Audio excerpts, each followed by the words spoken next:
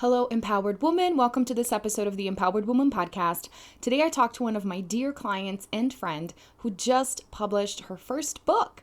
Gina Fontaine has been here on the show before. She's what I call the founding member of the Empowered Woman School, my membership for women entrepreneurs. She's a fitness expert with over 20 years of experience and champion of moms. Her book, titled You Are a Supermom, shows 5 ways moms can reclaim their power and thrive. I had the privilege of supporting her in the birth of this project, and she even called me her doula, which I absolutely love. We did this interview before the book officially came out, and I'm repurposing the audio so you can benefit from this amazing conversation and, of course, get your copy of her book. The link is in the show notes. Finally, I also want to announce here on the show that I'm doing an open house to the Empowered Woman School happening October 1st at 9 a.m. Mountain Time. If you're a woman entrepreneur who needs content, coaching, and community, come join us as a special guest to check out how I can support you and maybe be your doula too. Let's dive in.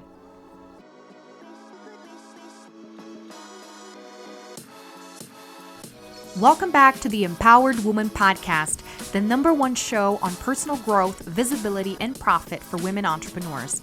If you're wanting to start believing in yourself, giving yourself permission to succeed, and let your voice be heard to make an impact in the world as an entrepreneur, this is the place for you. I am so glad that you're here. My name is Marta Spurk, and I'm your host, triplet mom, woman empowerment coach, and all things motivation extraordinaire. Welcome again, and let's dive into today's episode.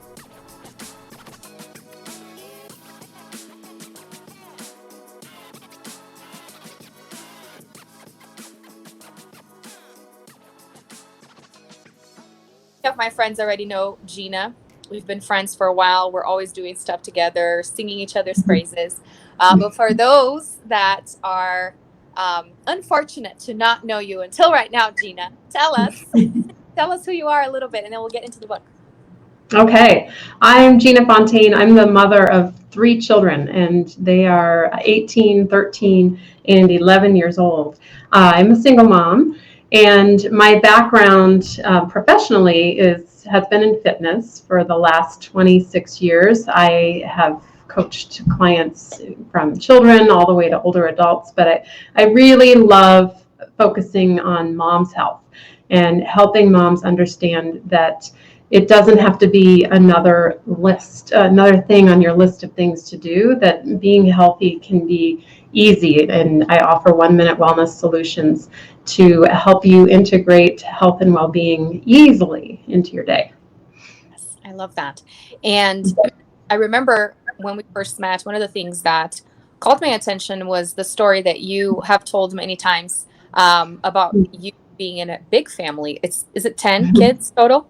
10 kids. The youngest, and remembering your mom taking care of everyone, and how at times she had told you, and of course you can tell the story better than I can, but it's just something that really stuck with me, because I remember in that one meeting that we had where we met, this is the sort of that I totally resonate with, is that your mom said, when your kid falls and cries, you don't have to run and go rescue them all of the time. They need to be able to, lift themselves up, keep going. And no wonder with 10 kids, that's true. And for me with triplets, that is also true. But then for moms who don't have that same reality, it's a little bit harder to grasp that. So I must say that story really stuck with me, because I understand and I resonate. Well, isn't it true that you just got 3 kids right at once, so you didn't have that experience of having one child who's the center of your universe. And my first child, I didn't have another one for 5 years. Wow. So he really got a lot of the hovering helicopter parenting. And of course, he was my precious angel, and I didn't want anything to happen to him. And I have to say, in retrospect, that probably didn't serve him well for the long-term picture, as that idea of letting your kid fall, and oftentimes they'll just react and cry to your reaction. Your, oh my gosh, getting frantic. But if you just let them go, and it took me a long time to learn this, because I thought, how heartless to just let your kid fall down and not go running, but to just allow your kids to stumble, fall, and learn to pick up the pieces. Yeah. Because, especially as they get older, when they reach teenage years, those pieces get a lot bigger and have more impact in the long-term life. Mhm. And it's a lot harder to put the pieces back together when they're older. I Yeah. learned the hard way. Yes. Well, you're going to have to deal with it at some point. And this actually reminds me, I don't know what I was watching, but I saw Dr. Phil talking about how the work that he does is for the parent to realize that by failing to do certain things that they think make them selfish, or that they think makes them a bad parent, it's actually them avoiding being in an uncomfortable position. They Mhm. they sacrifice being uncomfortable now, but then their kids are going to have to reap that eventually, as opposed to make your kids uncomfortable now so that Mhm. will learn the lesson easier in the future. So you said that, and that reminded me, it's not comfortable, but Mhm. we don't grow in comfort. And as moms, we tend to want to make everyone comfortable and happy, and it's also impossible. So without getting ahead of myself here, there's 4 people Mhm. watching us. I would love for you to say hi, tell us where you're watching from. If you're a Hello. mom, if you resonate, let us know. Tell us about the reason behind writing your book. How did that come to be? Well, I began writing the book in May of 2020, and it was at probably my absolute lowest point in my life after my teenage son had attempted to take his life, and he survived, thank God. And I just was at my wit's end. I felt like I had to be the worst mom on the planet. That how did this happen? I put so much love into being a mom and parenting, and how could this possibly be? And so part of it really just came about spontaneously, that I would walk and I would talk, and these feelings would bubble up, and I would just record on my voice memo app.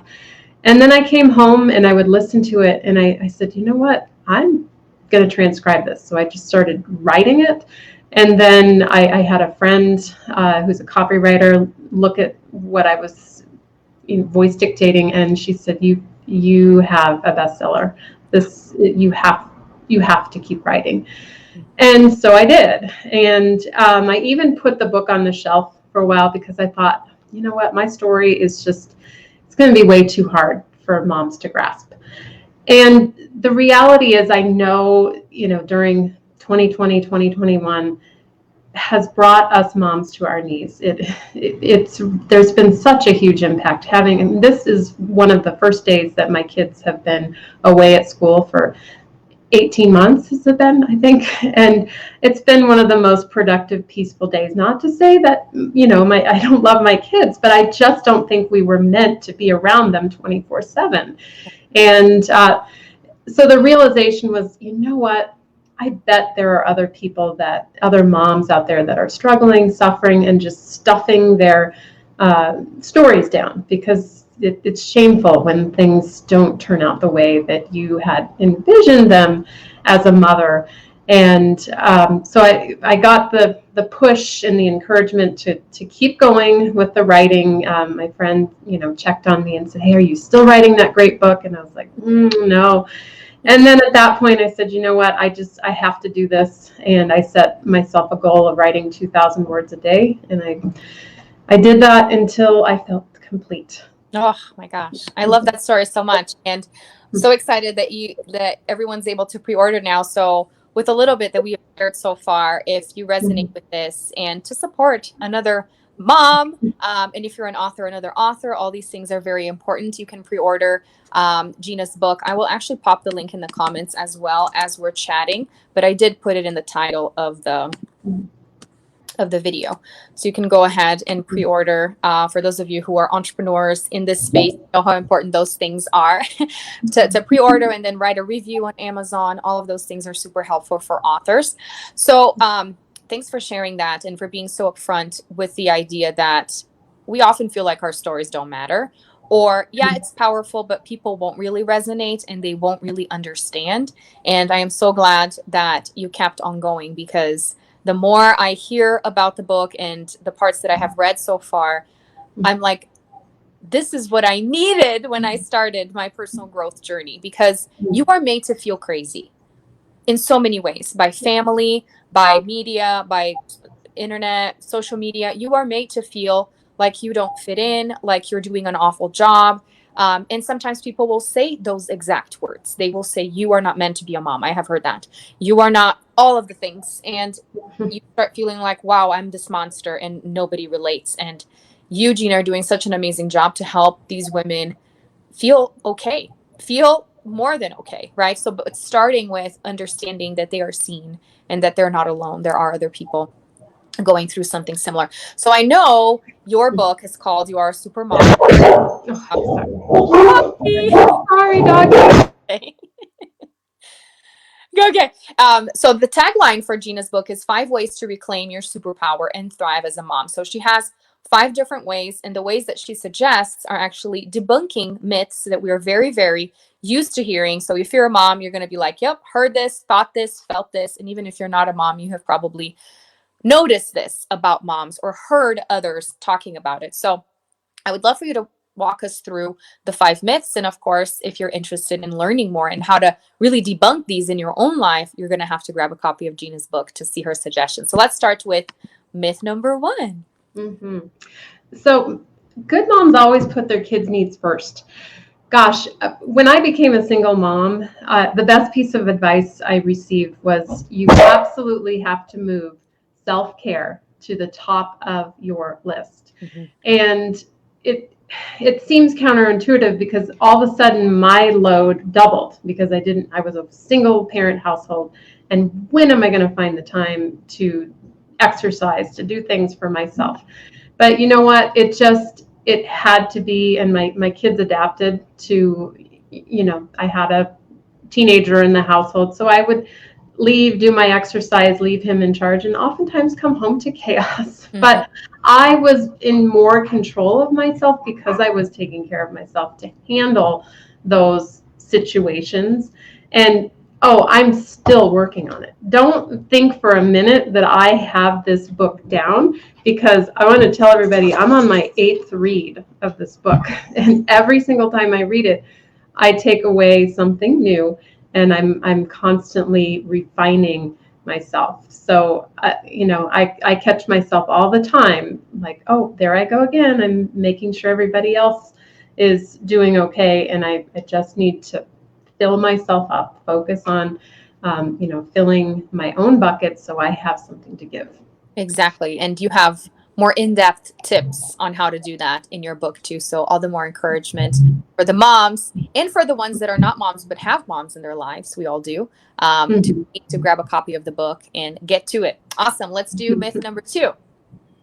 Moms are master multitaskers. Well, of course we are. I mean, we're the ones who are, cooking, and maybe you have a baby in the baby carrier while you're cooking, and you're watching a webinar while you're doing. I mean, yeah, we do this, and we just think we're awesome at it because, and I was too, believe me. But then I started to realize that what the research says is our brain can only focus on one meaningful task at a time. Mm-hmm. And the only way I would have ever finished this book was if I followed my own advice. Yeah. and really just said, okay, now it's book writing time. I'm shutting everything off. But don't get me wrong. Again, I still catch myself in, I might be writing something, and then I get a notification from Facebook, and then something comes in from TikTok, and something comes in. I'm like, oh. And then I just have to remind myself, turn off all that stuff. Yeah. And just because it puts you into this scramble brain. And then when you have to address something that is even a little bit stressful, like maybe somebody drops a plate on the floor, it becomes like you just overreact. So keeping that calm equanimity is so important. And stress, it has such a negative impact, and not the stress, but the reaction to the stress. Right. And I make that very clear distinction in my book that stress is actually a good thing. We need it. Right. But it's when we have that eruptive reaction to stress and have the physiological response, that's when it wreaks havoc on our health and well-being. Yeah. And that is so true about paying attention to too many things and therefore not really paying attention to what you're doing. And something happens, like your kid starts screaming or somebody drops something, and it's like the end of the world. And I mean, we've all snapped at people or had people snap at us and we're like, are you kidding me? That was such an overreaction. Yeah. But to what's going on inside your head, it was not. It was just Right. the ultimate bursting of all the things that you're trying to accomplish at the same time. So I Right. love that tip, and also Mhm. the specific action steps that you have in your book to overcome that. Let's do myth number 3. Oh my goodness, being a mom is tough. I hear this every single day. I mean, if it's not on a social media post, it's somebody, a parent at school, just talking about how there's so much to juggle. Yeah. And it's true that there's a lot. And at the same time, you are, or I am, who I perceive myself to be. So if I go around all day long saying, oh, it's so tough. Oh, life, what is that one? The struggle is real, right? I hear that one all the time. And it's like, if you are constantly keeping your mind on it's tough, it's a struggle, then guess what? You're going to find evidence all around to support your belief that being a mom is tough. So try on a different statement. And whatever you want it to be. Being a mom is fun. Being a mom is enlightening. Being a mom is a learning experience. And then, and again, it's not like I'm just saying, okay, you're done. It's not tough anymore. Just write it on a sticky note and stick it on your dashboard. And now all of a sudden being a mom is fun. No, it might take you 3 or 4 years, but follow and track the progress. Like, oh, look at how I found opportunities for fun today, and celebrate that, and stop focusing on the tough and the struggle. Yes. Oh, that is so true. And I think there's kind of like a lightness at times in commiserating, to say, oh, I struggled so much, or my kids are in bed now, I can enjoy. But like anything, when it's excessive, it's not productive. And if it's to begin with, like, we're all in the same boat, it's not something that is easy. We have a lot going on, because it's not just the kids, it's everything else. But then when you intentionally, and I think intention is a big one here, choose to be in that space all the time, then you're choosing a miserable life, essentially. Right, So right. are calling people out, essentially, on this, so that we're interrupting that pattern and being intentional with, if I constantly say that it's hard, guess what? It is going to be hard, and get harder and harder and harder. And notice the power of our words as well. Awesome. Let's move on to myth number 4. Oh my goodness, what mom doesn't feel exhausted? It kind of goes with the territory, especially if you have an infant, or maybe you have an infant and a toddler. It is pretty exhausting. And I have a disclaimer in my book, because I'm so far removed from infancy that's when you have to ask for help. You just absolutely have to believe that people will want to help you, and they do. And people love to be of service, but it's getting over that, I don't want to be an inconvenience to someone. For some reason, women have an incredibly difficult time asking for help. But I learned very quickly, again, when I became a single mom, that I could not shoulder the weight on my own. And when I started asking for help and it started streaming in, I realized that the greatest gift that you can give somebody who wants to help you is to just receive.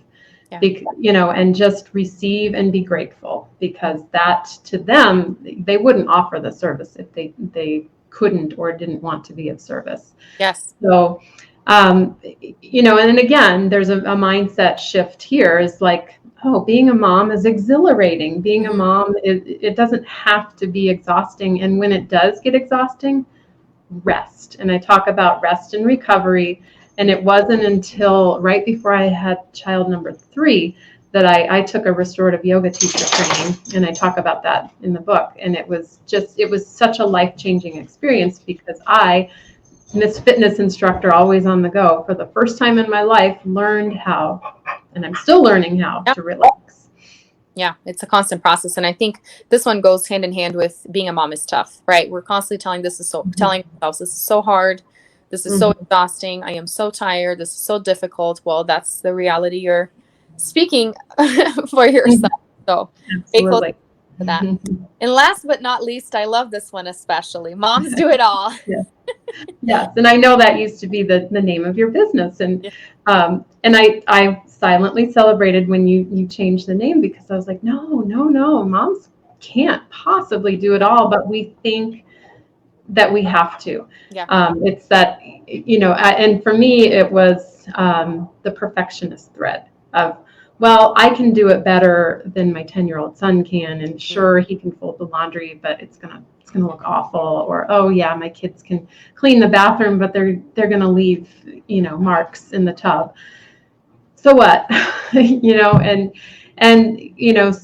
we have to lighten our load. And what I have found that when I am aligned with the previous 4 myths, that I no longer have this need to pick up all the pieces and do it all and live that perfectionistic fantasy life, that it's absolutely unattainable to have all your ducks in a row. And it might look really pretty, and we love to post our perfect holiday table setup, or all of our kids' perfect Halloween, Easter, you name it, posts on Facebook. But you know what? The reality is, just keep that energy inside yourself, and the task list, it does become smaller when you let go of the need to have control over everything. And that's and setting healthy boundaries. I mean, that's a really tough one. I didn't even know what a boundary was 5 years ago. I had an energy worker working on me, and she said to me, "You have absolutely no boundaries." And I said, "I don't even know what you mean. What's a boundary?" Because when you are accommodating and helping and you love everyone, you never say no, and you'll always put yourself out to make sure everybody's happy. Because when everybody's happy, then I have a happy, harmonious home. Right. But you know what?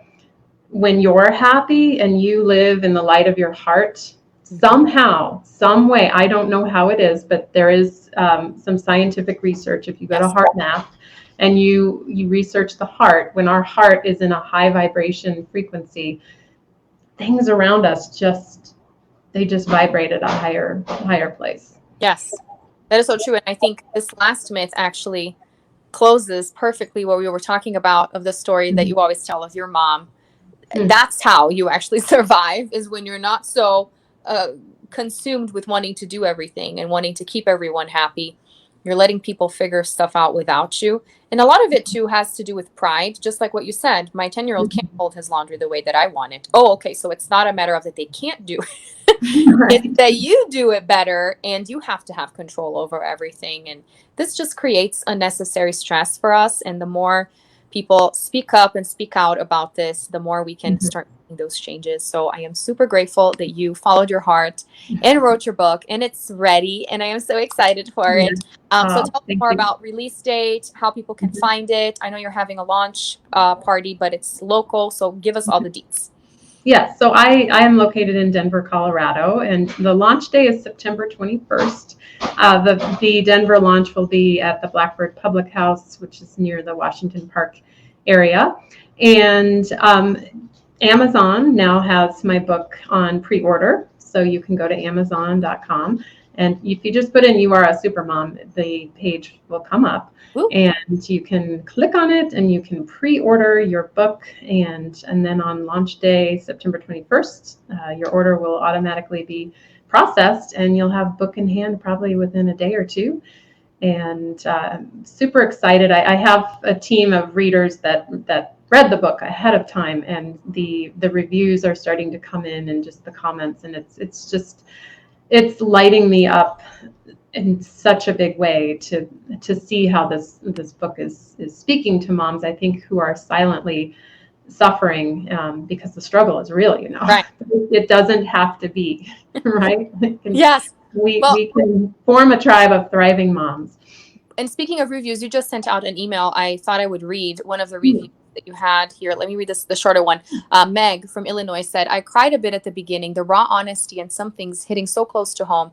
And then the frankness of putting all the thoughts and ideas into daily practice. So encouraging. I was reading the book this morning and then got a call from my son. I used what I had just read to guide him. Oh, that is so precious. I love that. Yeah.